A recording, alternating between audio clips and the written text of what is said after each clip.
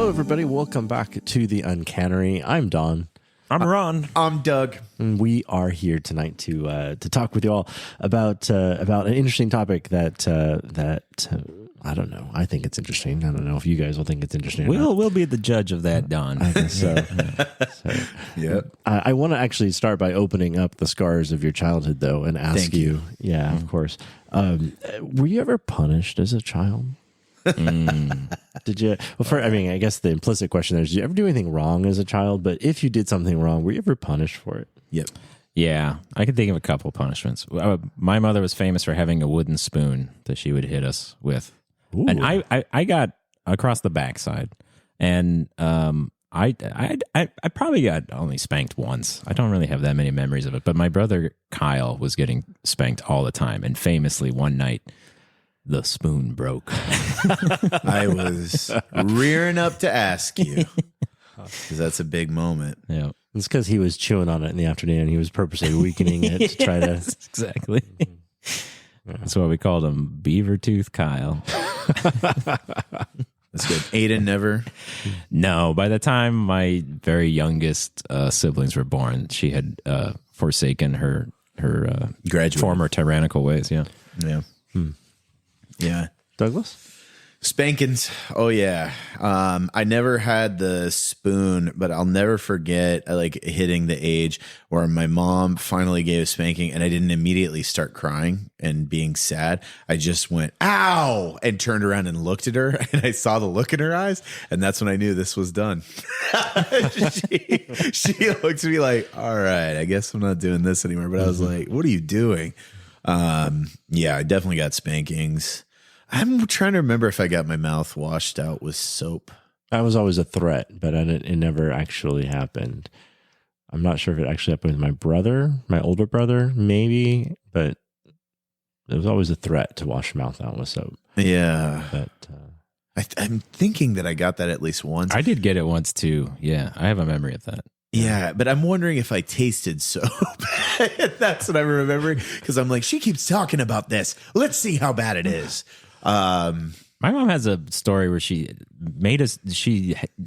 executed some punishment. I think it was the soap thing. And she felt so bad afterwards that she never did it again. She was like, oh my God, what have I done? I had all of my toys bagged up too. That was another one. Like, here comes the garbage bag. Were our parents listening to the same AM disciplinary show? Here's what you do.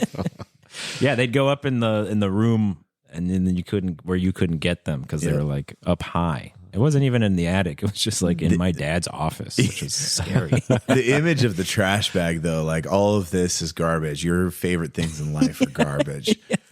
and The were they taken psychological out damage. to the trash bag or just bagged up and temporarily? Yeah, it was they're going in the trash. You're seeing them put in the trash bag, and of course they show up a week later. But I think she should have stayed consistent. Just throw them out at that point.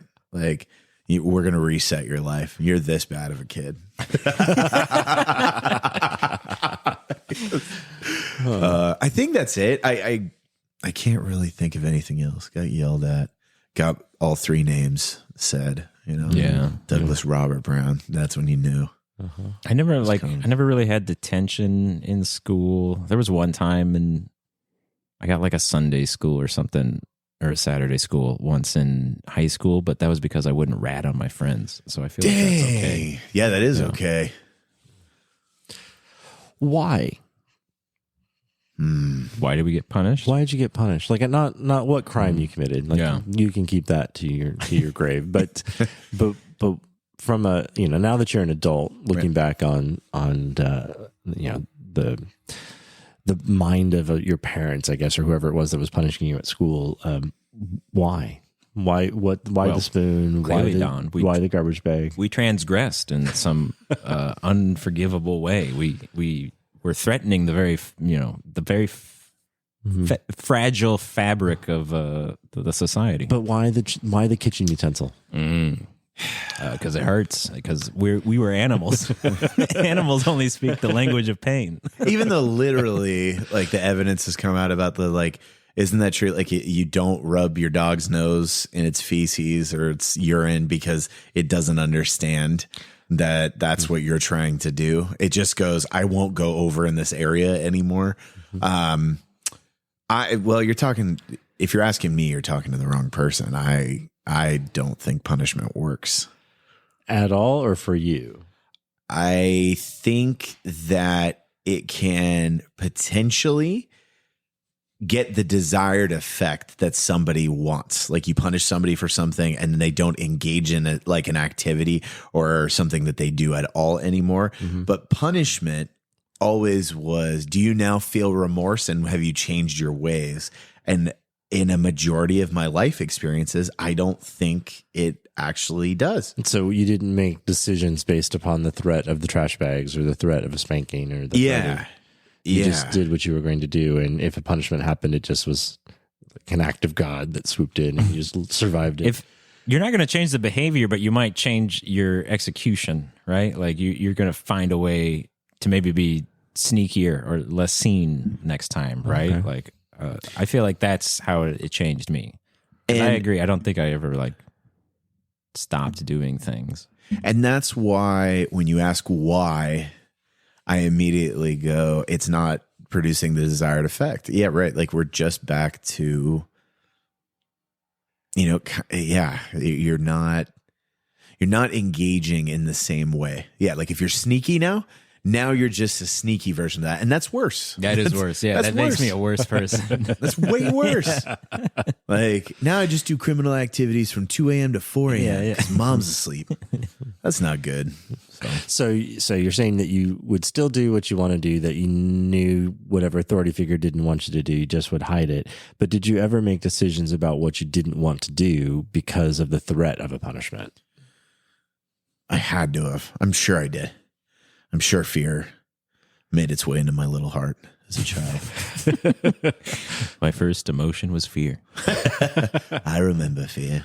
I think school, right? Like so, right. Family punishment. I think it usually seems like it's more about behavior, but like at school, it's easy to cheat off somebody, on a test or something like that. But do you choose not to do it because it's the wrong thing to do, or do you choose not to do it because you might get caught and that would lead to a punishment? I think I definitely had like a sense of right or wrong. And I think like everyone does, but I think it's just like different for everyone, right? So like I never cheated on tests or anything like that, but I was like a good student. Like I didn't need to, So, but I didn't need to cheat. Unlike you, Don, I didn't need to cheat. But like obviously like a kid in a different like a kid who's under a lot of pressure from his family to do well in school and who is struggling with the material or doesn't understand it, right? Like will probably cheat because they want to, not because it's a wrong thing, but because there's a better thing that will reward them if they successfully cheat and get a good score on that vocab test or whatever, right? A majority of the people that I knew, here comes... by my data of the 3 kids that I knew, but my 3 kids that I knew data, it was always the ones that had to maintain something. They were the A students that had to make sure they kept that A. The ones that I knew that cheated, those are the ones cheating. Yeah. This is the one I didn't study for, I'm going to cheat. Yeah. Like I had to cut corners last week because there was the biology test and that one was and then there's also the English test and that one doesn't matter, so I'll cheat on that one, right? Yeah. And then my driving test. I guess that like to your answer, there's always a calculus, right? Like and sometimes obviously the punishment must factor in frequently. Mm-hmm. Yeah. Like why don't I always speed on the highway? It's because I have been pulled over several times and gotten that ticket, so like that happens enough, and I'm eventually going to amend my behavior, I suppose. Well, that was going to be my next question was with that calculus, does what the punishment will be factor in? So Doug, you were mentioning, right? Like there's physical punishment when you were younger and I, the same, like I actually only have one. I know I was spanked as a kid, but I only have a memory really of one event in the 2nd grade for some reason. But which was didn't do my homework and mom and dad were out and mom came home and I did my homework after that. when you're figuring like, okay, can I get away with this? If the punishment is just, well, mom will be mad and will yell at me, like I can endure that. If the punishment is she's going to, rip off my left arm, like maybe I'll need that someday. So then I'll change my decision. Like what the punishment actually was, did that ever affect your decision to do or not do whatever crime it was you were planning? See, even in the example you just gave, you're going to change your home environment. Mom's going to rip off my arm. I don't live there anymore. Like the desired effect has happened. You're not going to repeat that behavior. You're also gone. Like that's what's going on right there. There were like gradations of offense, right? Like the spoon wasn't for everything, right? Like there were certain, I can't even remember what they were, honestly, like what even any of us were doing to merit the spoon. But I know that wasn't the answer to every problem. So I'm assuming that tells me that it had some sort of effect, right? The gravity of the punishment did influence us to some degree. And they were teachers for me. Like there were teachers that would give you the look, right? And tell you not to do that. And there were teachers that, like, if you were caught cheating or if you misbehaved, like they were writing you up and it was sent to the office and it was going to be a bigger deal. And so the behavior that friends and others in class would exhibit did depend absolutely on what the threat of the punishment was. So it was, so we've been talking about our families and how our families have raised us and tried to shape us. But Doug, you said interesting a little while ago that you didn't think that punishment ever worked. And we have like a whole industry around this. Correct. Right. We have a criminal justice system that people transgress against laws and the whole industry's job is just to effect that punishment. Yep. And so that doesn't work, you think? Or are you talking only about within the family it doesn't work? I mean, even that, right? Like you're talking about punishment, but then I just realized I wasn't speaking direct. Let me try that again. You're talking about punishment, but even the way that those places are described now as they are rehabilitation centers. Mm-hmm. And even in the way that they are being rebranded, I think the idea is that you're building something versus cutting something down. Again, this is my gets into my bias of those three people that I know. But one of them, very close, I think it hasn't been the person that I know, it hasn't been his time in prison. Okay, this is my punishment. Now I act this different way. It's been his reflections about what life is about that has changed him fundamentally as a human being. And so then it becomes, well, would he have had that opportunity because he's in this rehabilitation center? Or is it because he would have come to that conclusion himself? Well, in that case, the punishment in if you're sent to jail, right? The punishment is just confinement of your freedom. Right. So you're saying that he's just sort of readjusted his output, or his outlook rather, but isn't that just the sort of the same as like it's the fear of that confinement and that loss of freedom then? So it's still the punishment then is deterring the future behavior? Perhaps it is. Yeah. Perhaps it is. Yeah. But then don't they have to be sustained in that environment forever? In this punishing environment, or the environment has to always exist as the threat, right? It doesn't have to actually. So then maybe it's not there. I don't know. Let's consult Orwell. Hope you're okay with that. Because and the reason that I bring that up is because we're really limited in our modern society on the types of punishment that we legally met out to criminals. Right. So we've got loss of freedom, which is confinement in jail. We've got fines, right, which is loss of material wealth. Yeah. The death penalty for extreme cases, but that's like in the United States, like those are your options, right? Yep. Is there another, like community service, I guess, but that's sort of loss of time and paying back, the community that you've. There's sort of like public ostracization, but that's not really a justice department. What'd you call it? What's the fancy judicial word? Justice League. Justice League. A judicial punishment. Right? Batman shows up. Right. Superman. Just your friends would say, oh, you're not, not somebody I want to hang around with. But judicially, it's just those three sort of options. In the past, though, there were more options available. There was this whole smorgasbord of like humiliation would be one, right? And I'm thinking about that. To me, that connects back with my childhood, right? Because the idea of being spanked, yes, it hurt, but I think I was more ashamed of it, right? It was the humiliation of it more than the pain of it. But there used to be punishments like that, just designed to embarrass you, humiliate you, put you in the center of town, tied up, and people could yell names at you and talk at you, or put funny hats on, right? The branks that they would put on gossiping women or things like that. Or even just designed to apply pain. Right. Yeah. I just remembered another punishment I received in a classroom. I remember in third grade, I was trying to make my friend laugh in class who was across the room. I think I had a crush on her at the time. And I heard my teacher say, "Everyone go ahead and turn your heads and look at Doug. Because Doug would like attention right now. So we're going to stop everything we're doing and give it to him." Doug, is that enough attention for you? Thank you. Let's move on. And I remember. Wow, that teacher's an evil genius. Yeah. It kind of was brilliant because I remember the second. And then, oh my God, the complicit little insert expletive here, children that go like, "I can't wait." And they like turn and look at you. Who are you? Why do you like this? Like, because they did. I saw it in all their faces. Like, we're all doing this. They see in that moment their opportunity Power. at social escalation. Yeah. Yeah. Oh, that's good. I'm with her now. Yeah. Okay, you go be with her. I'll change my with the environment. brown shirts. Isn't this how it begins?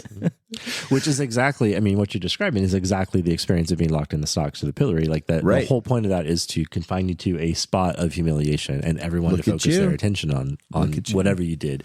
Because it wouldn't just be the fact that you're standing there. It would also be the fact that the public had knowledge of what you did in order to warrant your being placed in that situation.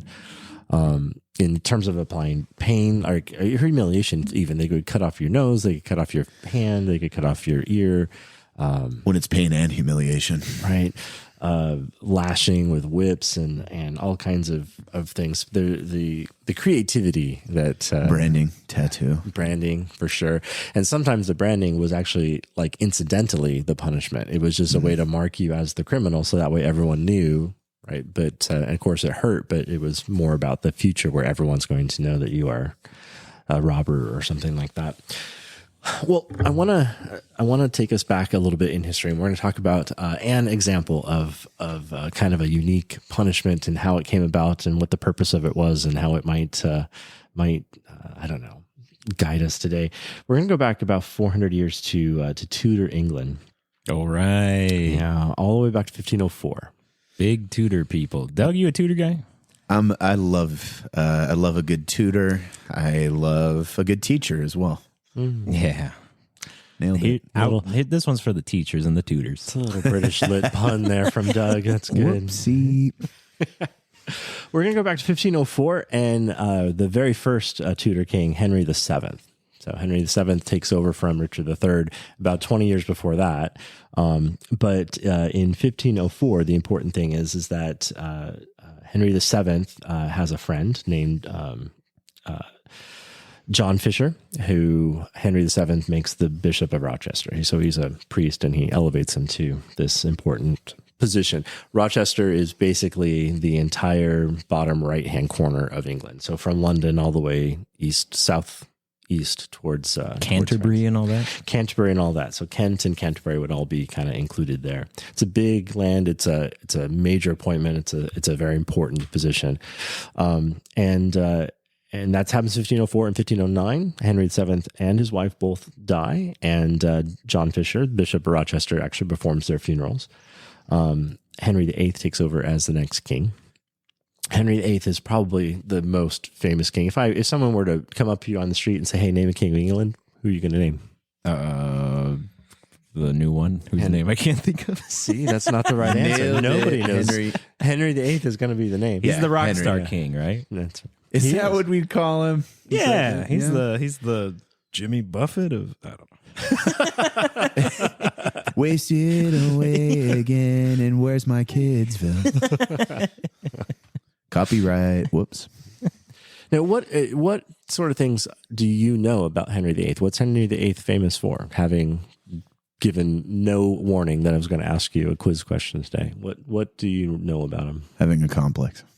He's he split from the Roman Catholic Church and created the Church of England. He did, and for what really, really good? So he could kill his wives. Well, Or sorry, divorce.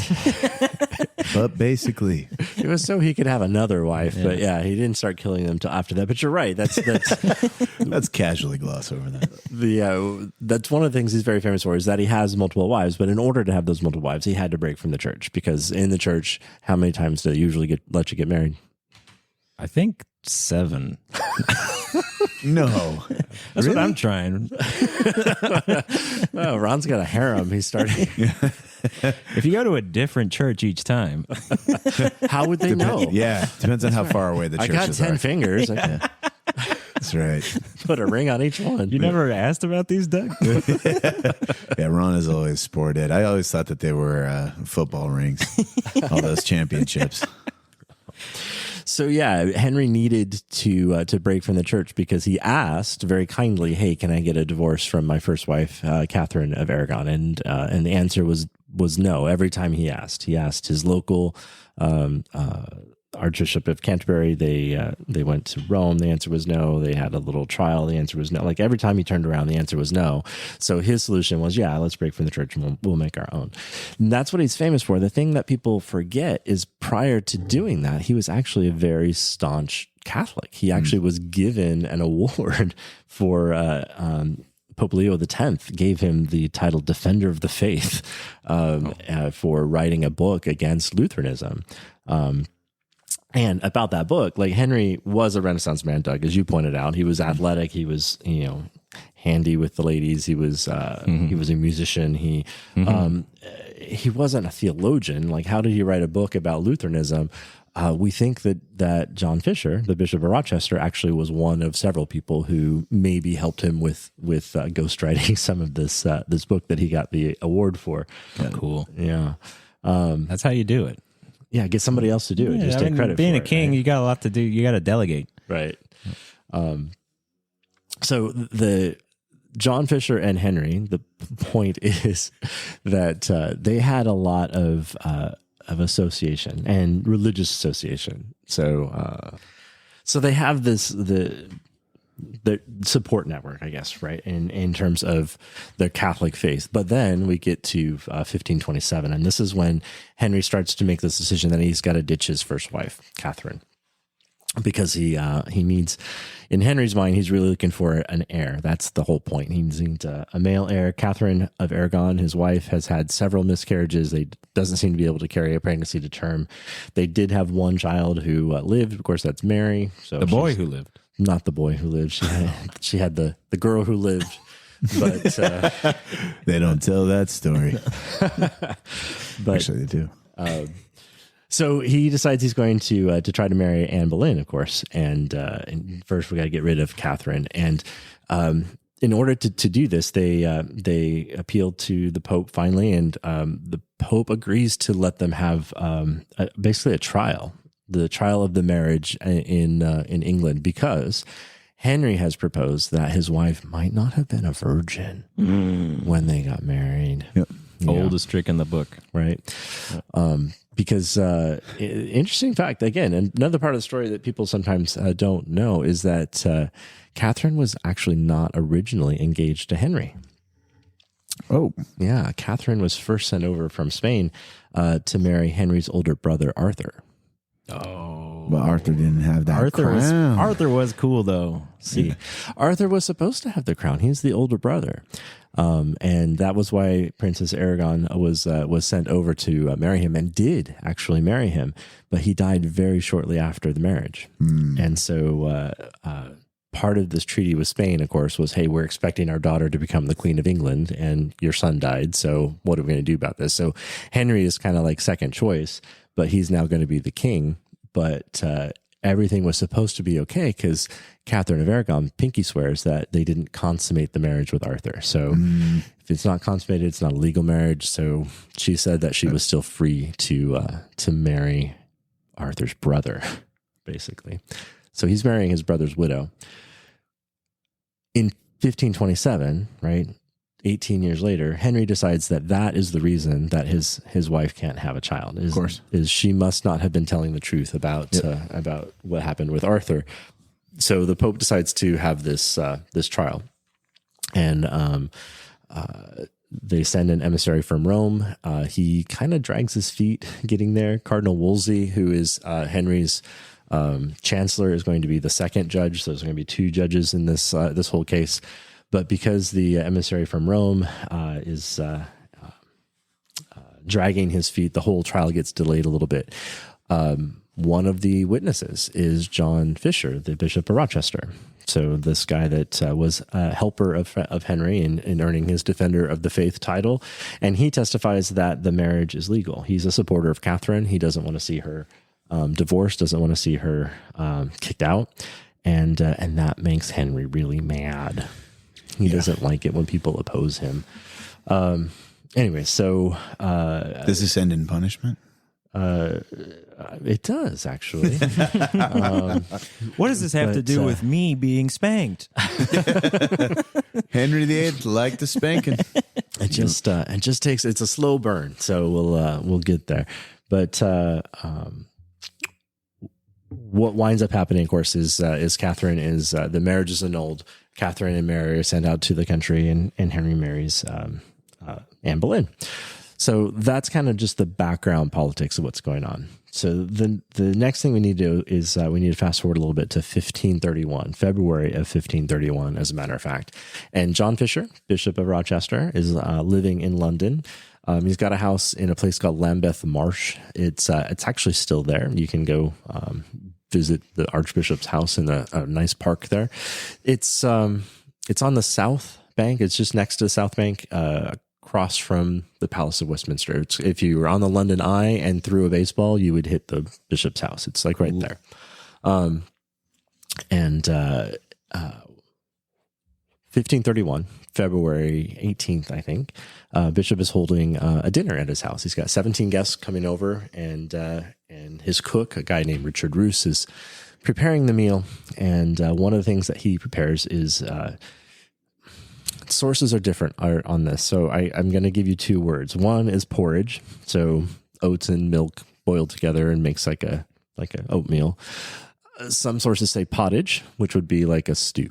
So porridge or pottage. I'd pick pottage. I hope it's pottage. Yeah. Well, I don't know what it is, but he made it and he served it to the dinner guests. Now, one of the things you should know about John Fisher, the Archbishop of Rochester. I'm sorry, not Archbishop. Bishop of Rochester, is he also would grant alms at his door.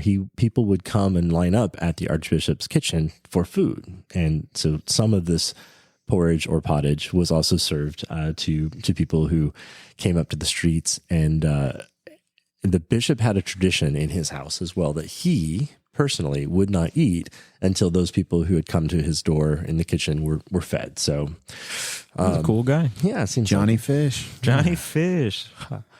Throw him on a ticket. His 17 guests eat this, whatever it is, and 17 of them fall sick. Uh-oh. Yeah. How could that be? What could have happened? He wanted to punish some stomachs. He got out there. I woke up that morning. Yeah, he said, I've had enough. I've got one thing to do to stomachs today. I know what will get rid of these freaks. Yeah. I mean, something went wrong. Yeah, spoiled produce. It could be. Yeah, it could be just food poisoning is a reasonable. One of these 17 house guests dies. Oh, that's different. Now we're in a world of pain. It's pretty bad. And one of these people who came to his door, a lady named Alice, actually dies too. So we have somebody in the household who dies, somebody who's just on the street who died from this porridge. The Archbishop's brother, I think, who was the butler for the house, says that it must be Richard Roos and has him arrested for poisoning the food. How are we going to find out? back in Tudor CSI, what would be the best policing technique you could think of to get the truth from Richard Roos? What if we, hear me out, what if we took his ankles and put them inside of the mouth of a shark? Would that make him talk? I think he'd talk. I think he'd say anything you want. What if we made him eat eels? Electric? No, they like it over there. They do, yeah. They eat that all the time. And he'd be just like, yum. Oh no, we fed the prisoner. Yeah. But you're on the right track. I mean, so torture is what they do. They put him on the rack, and on the rack, he says that he admits to poisoning. Oh no, whatever it is, the Richie. porridge, the pottage. He claims. But Well, okay. go no. No, it's just. I'm sorry. I get conspiratorial immediately. It's like, of course he's going to say pottage. that. It had to be pizza. Because couldn't have been. The sausage supreme was too much. It's just in whatever form of torture you're about to say, he's going to say anything. He's going to say anything because he's under duress. Oh, gosh. I'm on Doug's side here. I feel like torture doesn't. I think even people who torture people say this, right? Like I feel like that's kind of doctrine now. Is that like torture doesn't actually give you like correct intelligence. It just gives you the intelligence you are telling them to tell you, right? Like it's giving you the information you want. Yeah. Torture has been an activity for thousands of years, literally thousands of years. And how could it not work? This is because of human beings. Human beings like it, and that's why it's still there. And it's ugly. In ancient Greece, testimony given by a slave was not valid in court unless Tortured. it was given under torture. See, they just like it. Oh, wait. Let's see if it's still the same when I burn your toes. It's like, Well, let's see if you sing the same song now. It is interesting how they arrive at that, though. Like what is I don't actually understand the sort of the flow of logic that brings you to that conclusion that nothing is true until someone who's in pain says it. I don't know. I wasn't there, but I've surmised about this because I had the similar question, and what I'm wondering is if there's enough pain, like if you're trying to create a subterfuge, you're trying to hide a fact, you're trying to shape an event. If you apply pain to that person, their ability to act in ways that are deceitful might diminish. okay. Right? Sure. So I don't know. It's the only thing I can think of. Richard Roos is tortured on the rack. So arms and legs are Is that the stretchy one? That's the stretchy one, yeah. And I don't know how long he was tortured or how severe it is. The rack can cause super severe damage to you. But what he tells them is that he was given this powder by a mysterious person that he can't identify. And he was told. So again, you're telling me that, Doug, you were saying that it's hard to believe anything he might say. But so here's all the details that he gives them. I was given this powder by a mysterious stranger I can't identify. I was told that it was a laxative. So I just thought this would be a funny joke. We're going to give laxative oatmeal to all the bishop's guests, and we'll just watch them have intestinal discomfort. there I Poorest was. people in London. Yeah. There I was in the kitchen again, and the mysterious stranger said, "Put the laxative in," and I thought, what a funny joke it would be. This guy, This is clearly done by torture. This is, this feels- guy trying out for Blackadder in 1531. Absolutely. Oh my gosh. So that's the story, right? And we got to figure out what's going on. My first question is, what's the likelihood that Richard Roos made up that story and just wanted to poison his boss? That's the That's a real obvious story. part The of that story. very first thing I'm telling them was it was Johnny. It was Johnny Black Powder who brought me the poison. You know, like, Why not name a name, Yeah. right? Like why say I can't name him if it's Maybe he's just good. Like he might just be a good person. protecting his friends, protecting a guy like you for a when prank. you knew of your three friends that cheat that you wouldn't tell on them that they were. He's like sure protecting Steve-O right now. Like I don't think that's enough. So specific. I love it. I am with you, Don. I think this is very highly suspect. Yeah. Because we're talking about poisoning in John Fisher, the Bishop of Rochester's house, the person who opposed the king just a couple years prior about his current marriage, and continued to, actually. So John of Rochester was part of the did swear an oath of supremacy to Henry of sorts. The oath was acknowledging that Henry is the head of the Church of England, but before John Fisher, the Bishop of Rochester, would swear to it, he made them affix something like as far as God's law allows, or something like that. So like some little like get out of jail free tag on it. So even though this has happened and he's still the Bishop of Rochester, he's not really a supporter of Henry. So there's some rumors that maybe Henry wanted to get rid of the Bishop of Rochester as a pain in his side. Not Johnny Fish. Yeah. So Johnny Fish has drunk his last, he said. Yep. Or we've got the Boleyn family. The Boleyn family had a house just across the river, over nearby what today would be Charing Cross. And the Boleyns, of course, wanted their daughter to be the new queen. So there's possibility that her dad or her brother could have been involved trying to eliminate the good old bishop. So wait, I'm sorry. I got my timeline mixed up. Yeah. This dinner occurs during the trial After. So there's actually two trials. So there's the one that John Fisher testified at was a 1527 trial. Right. It's the one that gets Cardinal Wolsey in trouble. So it happens, but the emissary from Rome actually doesn't arrive, and so it's delayed, and that's where Wolsey gets accused of treason, because Wolsey wasn't able to provide the divorce that the king wanted. Okay. He's going to marry Anne Boleyn in 1533. So we are in 1531. So we're in that period, kind of in between. So her family would have a strong motive here. Right? Absolutely. To eliminate any resistance. Okay. Yeah. That's what I'm thinking. And as a matter of fact, a little bit later, a couple months later, the John Fisher, Bishop of Rochester, is working in his study, in his house, and a cannonball gets fired through the wall of his study. Yeah. The direction of the cannonball seems to come from the Boleyn's house across the river, about a mile away. That's bad form. You can't. Why didn't they start with that? Did it work? Did he get hit? He didn't. No, he was fine, but his house had a big old hole in it. So yeah, These people are bad at this. They really are. yeah. So did nothing came of that ever? Nothing came of that they ever. never Just a went- mysterious, like, how do you trace the cannonball? Like, You go and look for the ballistics- cannons. Does everyone have a cannon in their house in 1531? Great question. It would be a good question. That would be the first thing that we need to find out. We're going to cold case that one on the next episode. We'll have to look. Anne Boleyn's cannon. So this the poisoning happened in February 1531. Canon a few months later. Richard Roos is in prison this whole time.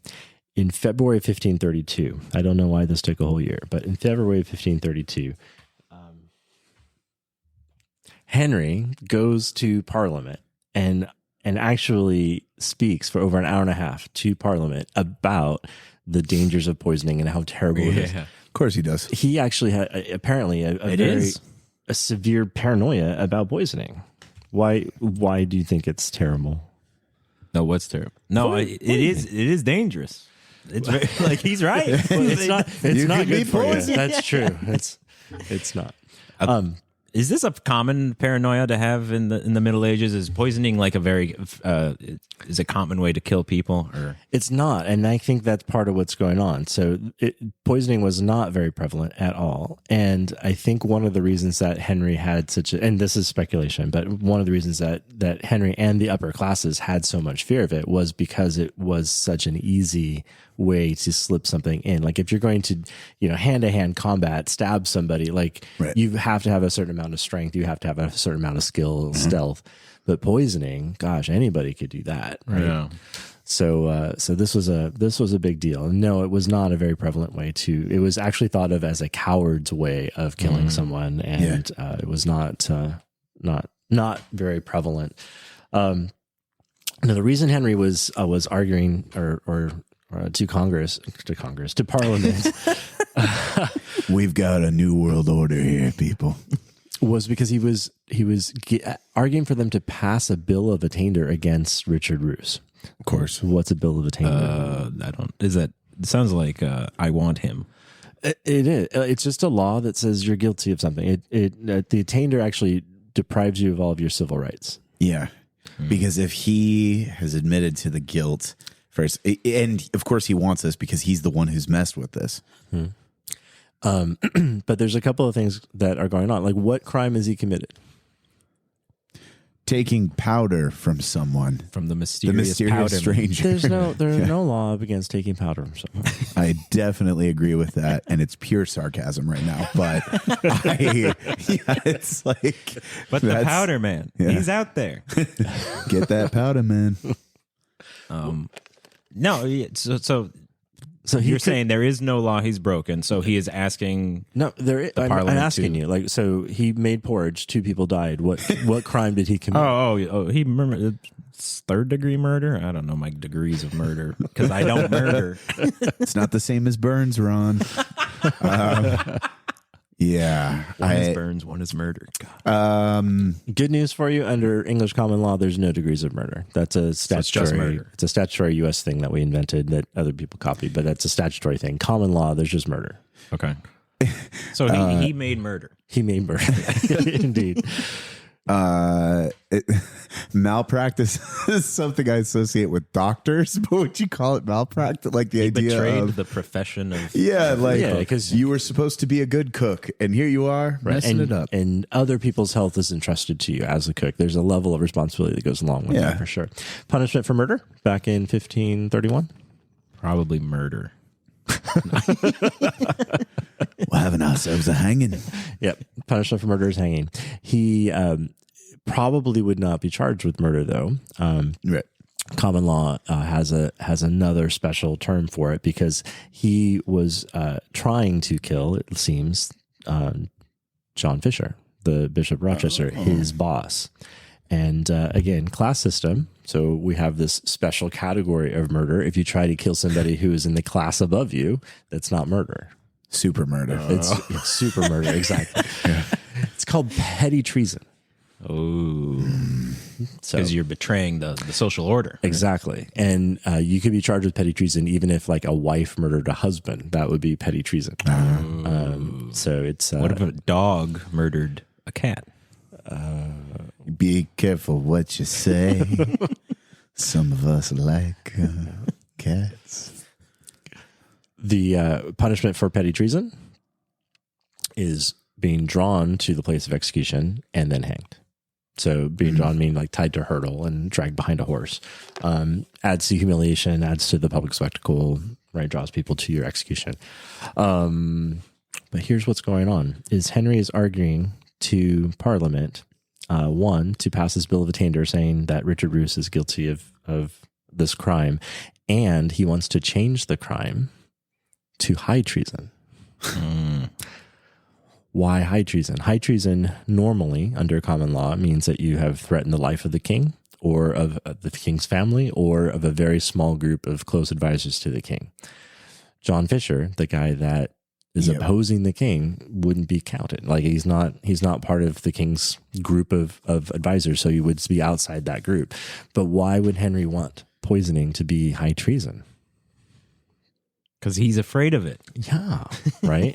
Yeah. That's a possibility. So you've got to try to, again, it has to go back with deterrence. That was the whole, we started the conversation with, does punishment create deterrence? That was the question. And so part of what Henry's argument to Parliament was is that we do have to extinguish this desire to poison. And we can do that by elevating the level of crime. By making it high treason, he also limits access to a privilege called the privilege of benefit of clergy. You guys know the benefit of clergy? Is that your immortal soul will be saved because you get the last rites before you're dead? No, but it's what it sounds like. Yeah, I mean, Wrong. if you put the words together, that's what it should mean. Yeah. Benefit of clergy means that if you are convicted of a crime underneath the civil court, that if you are a member of the clergy, you can appeal to the ecclesiastical court. And the church courts tended to be more lenient, especially with members of clergy, right? So if you were a priest and committed a crime, even if the punishment was, say, death by hanging, the ecclesiastical court might assign a different crime for it. Ben Jonson, an associate of Shakespeare, actually was accused of murder and avoided being hanged by benefit of clergy. Nice. Benefit of clergy started, of course, with clergy, and then it kind of turned into you can prove your clergy if you can read, and then it kind of turned into anybody who can read gets benefit of clergy. So reading was an important skill. So kids stay in school. Or you might be murdered. So thinking though about like this is a cook in a guy's house that you don't like, right? Yep. And Henry goes to Parliament and says, "Hey, we need to pass a law that makes what he has already done more illegal than it was when he did it." The Bill of Attainder deprives him of civil rights, means that he doesn't have the right to any of his property. So even if he had anything, he couldn't pass it down to his children. It's going to sentence him to death. We're going to talk about that next. And because this is not a trial, this is Parliament passing a bill, he does not get to defend himself. Richard Roos never has a trial. He's never found guilty. Parliament just says he is.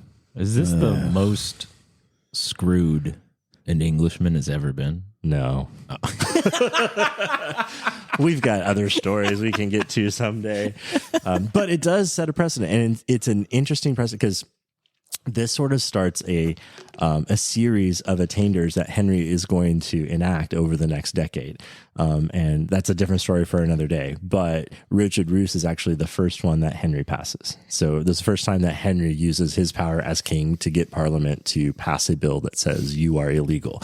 Basically, the law just made Richard Roos' existence illegal. So Henry's trying to. So is Henry trying to just dissuade future poisoners from poisoning? Is that the point of all this, do you think? Or do you think he's trying to distract the public from the fact that he still wants to marry Anne Boleyn and he already has a valid marriage to Catherine of Aragon? It does seem like there's a little bit of a Jack Ruby element here where it's like, oh, we got to kill the guy who could, foil our whole plot. But it is going a bit far. Like to have to make the whole government be like, we definitely need to kill the guy who I may be utilized to assassinate a rival.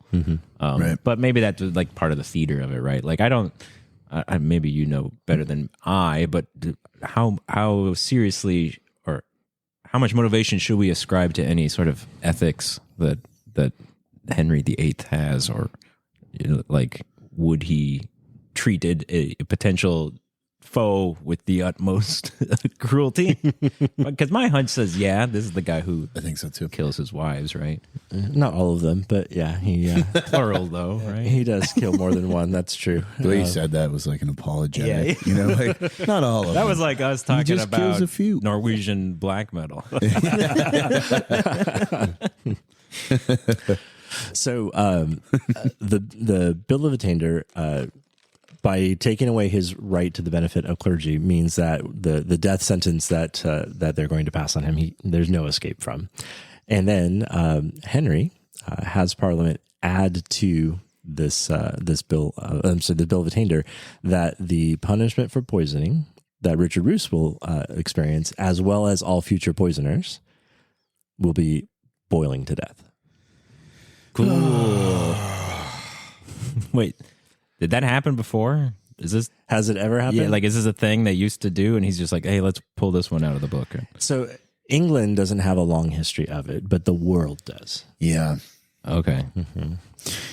For any listeners at home, the show Shogun was just released. Please skip ahead 15 seconds if you don't want any spoilers from the first episode, but they do show a person who is boiled alive. Is that Ishikawa?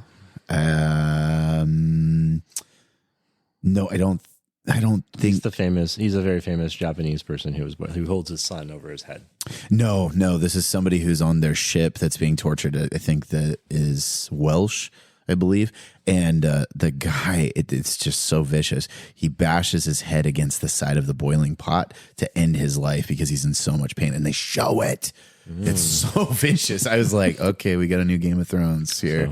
This is it. And you told people to jump ahead 15 seconds. I think you gave that spoiler right at the 15-second mark. So, hey, everybody. Thank you for That's your some editing one of us patronage. has I to know do this is going to now. be your last episode. Yeah. in Deventer in Holland, they actually have the pot hanging on City Hall that they used in the past. So, especially in the continent of Europe, it has always been the punishment for forgers. Forgers? Yeah. Why So, forgers? because forging is it's high treason. So high treason is a threat against the king, threat against king's family, or threat against the coinage, because it's what the whole economy relies on, right? So you can't. So actually, yeah, they have the pot out there. The pot has holes in the bottom of it because the rumor is Napoleon's army shot at it to make funny sounds as they walk by. But Always the jokester, that guy. so boiling is a thing, and it's mentioned in ancient texts. And unfortunately, there's even reports that, like in Uzbekistan and Pakistan, there were warlords recently who have boiled people.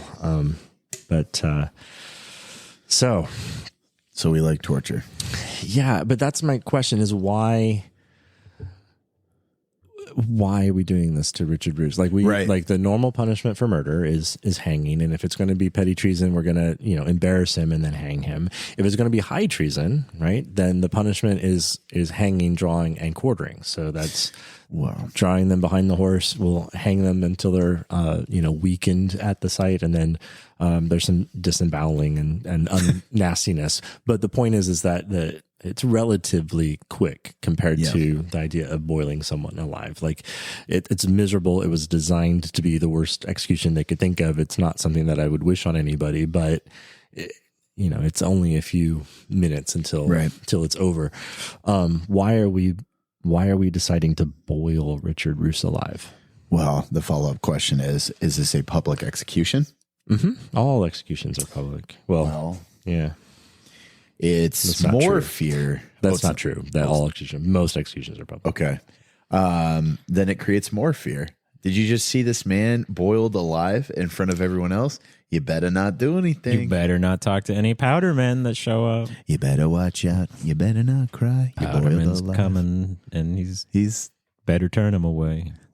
Don't take the powder that the powder man gives you. And by the way, it's March right now, so we couldn't be further from Christmas.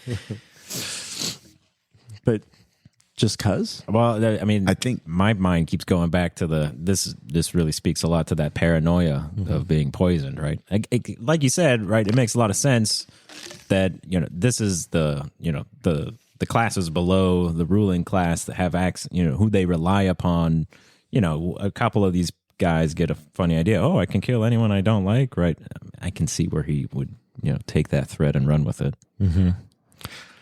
Yeah, it's just, I think doing it publicly sends a message. It seems like that's the only thing I can think of. And I want to circle back to what you said when we started tonight, Doug, was that punishment doesn't work. So making it the public punishment, right? The idea that if it's terrible, then it's a deterrent to future poisoners. Is that going to work? Like, so, being spanked by our parents didn't seem to deter us from whatever it was that we were doing. But like, if the threat was, I will boil you alive, is that going to make you think twice about? I think it would. Because it didn't even. Okay, let's just say Richard Roos did purposely set out to kill the bishop, right? It didn't even work, right? He didn't even get what he wanted. The bishop was fasting that day. Yes, the bishop didn't even eat anything that day.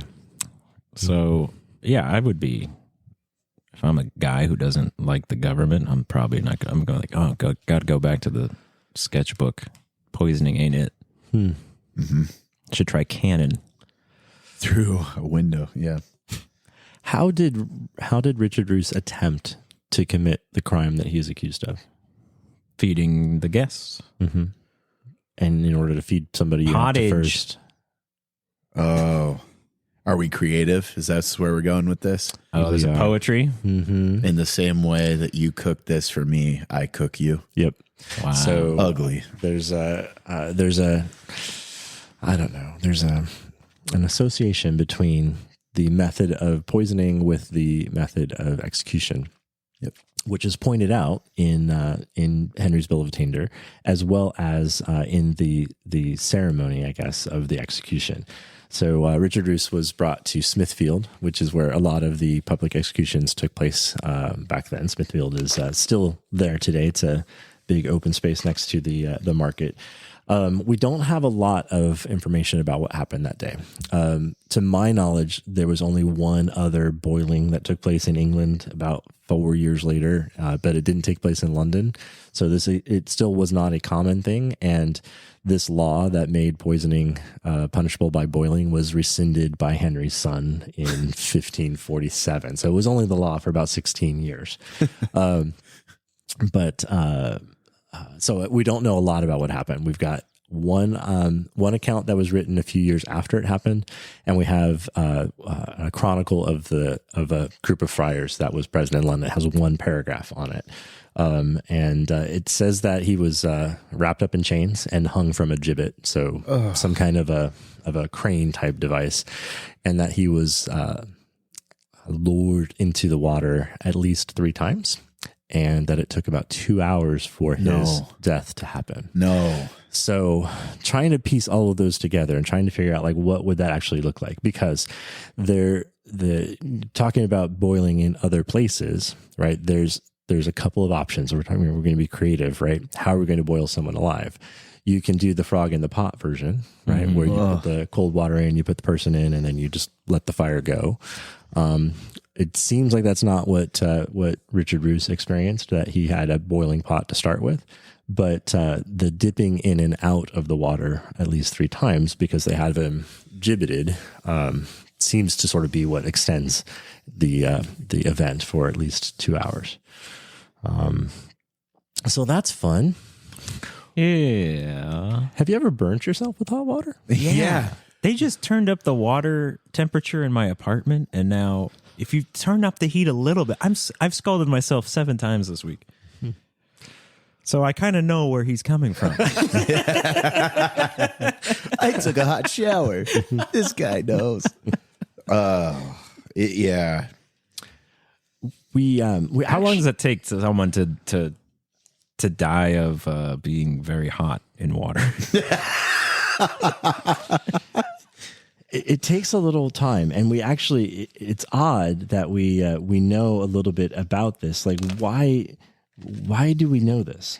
We shouldn't say that. Why shouldn't we? Let me think. There's got to be. It's ugly. You're setting us up. I am. It's actually a very reasonable thing. Like, it's not, Nazi experiments or something like that. Okay. Like, there's actually a very reasonable reason that we have pretty good information about what happens to Astronauts. Not astronauts. Space is pretty cold. Yeah. Other thoughts? Where do people get hot? get boiled? Sauna. The Finns. We're back to the Norwegians, the death metal. I'll give you a hint. The place that it happens most frequently happens because people are trying to save their pets. Hot springs. That's it. Yeah. Okay. Yeah, most of them happen in Yellowstone. Wow. So people will they'll bring their pets with them to the national park. Their pets are outdoor pets. They get excited. They see a pool. It looks all pretty and blue. The pet runs out the door, jumps in the 200-degree boiling water, and the human goes in after them. Basically, you're screwed. Yeah. Because once hot water hits your eyes, They probably just boil immediately. yeah, you can't Cooks see. them. Exactly. Yeah. Your fat will start to melt underneath your skin, so you get all gloopy.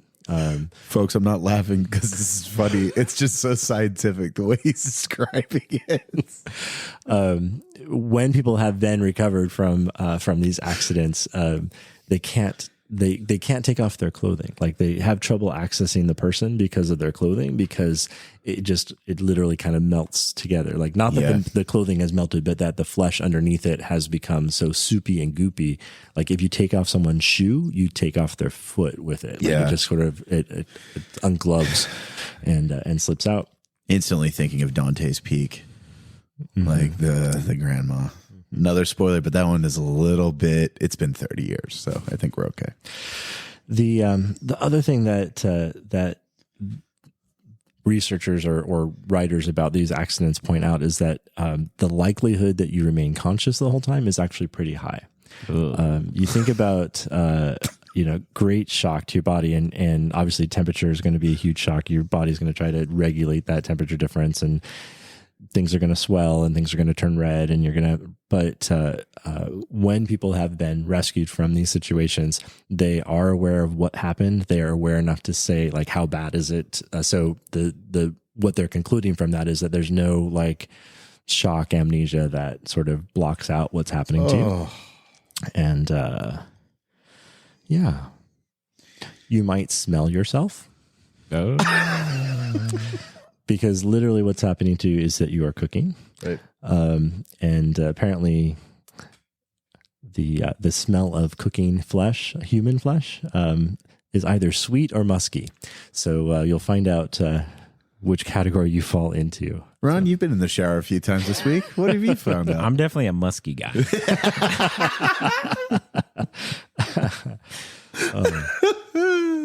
So this happened to Richard Roos, and that was. So my question is: we started with punishment didn't seem to be effective when we were kids, but we're ending with this conversation, and yeah, if boiling me alive was on the table, I might have some questions about my behavior that's different than just a fine or something like that. So do we need to have harsher punishments? Bring them back? Start boiling people alive, and that'll deter crime? Don, you do it to me every time. Yes. No. No, I mean, no. Because Well, I think the dichotomy that's been set up is different. We started with punishments like, here's my mom with a wooden spoon. Here's punishable death where we're going to cook your eyes. Like, I think there's such extreme differences because like you're now weighing the difference between temporary physical pain and humiliation versus death. Like, and so the choices that you're making, is this worth death? That would change things significantly. But it's still the same general idea, right? Which is like you don't want to behave this way because the punishment will be so severe. Yeah, severe that it's not worth it. But I feel like if I was a guy inclined to poison people in 1531 after I see this public execution, like I said earlier, I'm just going to be sneakier about it, right? Yeah. Like the motivations I have to carry out a crime like that probably haven't changed. Right. This just becomes another, like we said, element of the calculus. Okay, how do I do it better than that guy? Right? Yep. But I mean, it is worth, I guess, saying maybe the proof is in the pottage. Are there any other famous poisonings in England after this, or up until the time when it's eventually the law is rescinded by Harry's son? I'm aware of only one, and Henry. I believe it was a woman who poisoned her husband. Okay, right, which would have been petty treason. So she would have been burned at the stake because only guys are hanged. Women get burned at the stake. But instead of being burned at the stake, she gets boiled alive because of this law. Do they use the same pot? Do they have one boiling people pot? I don't know. And I like the amount of energy that it would take to raise that much water by, I wonder if it was really boiling or was it just like hot water, Yeah. But is it Ron's shower or are we talking? I'm not guys, gonna let it's it go. really hot. But categorizing the punishments that we talked about earlier, right? We talked about loss of something, loss of material wealth, loss of freedom, In this case, it's loss of life, but on top of the loss of life, we've got a pain associated with it, right? So I don't think Richard Roos, after he was done, was ever going to poison someone again. So this wasn't about changing his mind about what was going to happen, right? But is loss of life enough of a deterrent to dissuade people from poisoning others in the future, or was it an important component or are we just trying to get retribution? So that's my question. Is it about actually stopping future crime, because it didn't? People still are poisoned today, versus is it just about retribution? He did wrong, so he must be punished. Yeah. I feel like the retribution thing is a part of it. And I think there's also, I've always felt like punishment has an element of theater that's very important, right? Yep. Like the state or whoever the authority is, whether that's your teacher in the classroom or, the actual government, has been challenged, and, it needs to usually address that challenge in a way that reasserts its dominance, right? So like the teacher has to make Doug feel embarrassed so that Doug realizes he's in a space where he is not in control, right? Yep. So, like, yeah, why are they public? Because everyone needs to know. Not so much, hey, don't go poison people. Just, hey, remember, we are the government and we still have complete authority over all of you, right? I feel like that's still a part of it too, because people are still going to commit crimes, because people who are in positions to commit crimes, those motivations are usually stronger than any kind of punishment, right? Like, I don't think you could invent a punishment that's going to stop people from, say, committing murder ever, right? Like, we have, capital punishment in this country, but murders still occur for the same reasons that murders have occurred since the dawn of time, right? Since good old Cain took that bone to his brother, whatever it was. But, right. So I don't think it's actually deterring crime. And anyone who's like, oh, I was thinking of poisoning, but now I'm not, that person's more screwed up, I think. Because there's also the element of like personal ethics, right? And like, I think that's why we look at this and say, like, this is a really messed up situation, because, okay, maybe Richard Roos did poison people. Just kill him humanely, right? Why does it have to be this drawn out, torturous thing? Because if it's easy, then there's no deterrent. Right. That's the argument against, even today, people argue against the quote unquote humane capital punishments that we experiment with in the United States, that it's too easy, right? Like what he did to my family member was not that easy. So why should the punishment that he gets, yes, he's losing his life, but it's easier than the loss of life that he caused. But there's alternatives here too. And there's things that, like, if we can't deter crime, how can we, like, is there a way that we can steer people away from it rather than just saying, if you do it, because punishment is always retroactive, right? You did something wrong, so now we're going to do something else. Is there a way that we can like steer people away from that? Yeah, that those are preventative measures, right? Yeah. Like address the actual root causes of crime, right? Like I'm assuming this is a very Middle Ages way of viewing the world, right? Which is like people are actors and they are wicked and they do wicked things because they are born into wickedness or something. But that doesn't obviously, I think, match with most people's modern perception of what drives human behavior, right? We understand that environment and upbringing and things that we don't even sometimes consider drive people into situations where they have to commit crimes. So. Yeah, I recently I've been going through Romeo and Juliet with a group of students, and Romeo in the beginning, the famous quote of "Oh brawling love, oh loving hate." He's like kind of talking about his emotions towards love, but he looks at like the initial fight that's set out. And I was talking to the students about this idea of how he says that the fight has much more to do with love than it does hate. And I asked him what that meant. And the conclusion that we ultimately came to is you usually don't start, and I'm going to relate this back to like committing a crime, like, like a crime of passion in some way. You usually don't commit a crime exclusively out of hate. It's actually for loving something so much that you're willing to do something hateful. Like if you're defending somebody else, this person wronged somebody I loved, I'm willing to take their life now, even knowing the punishment.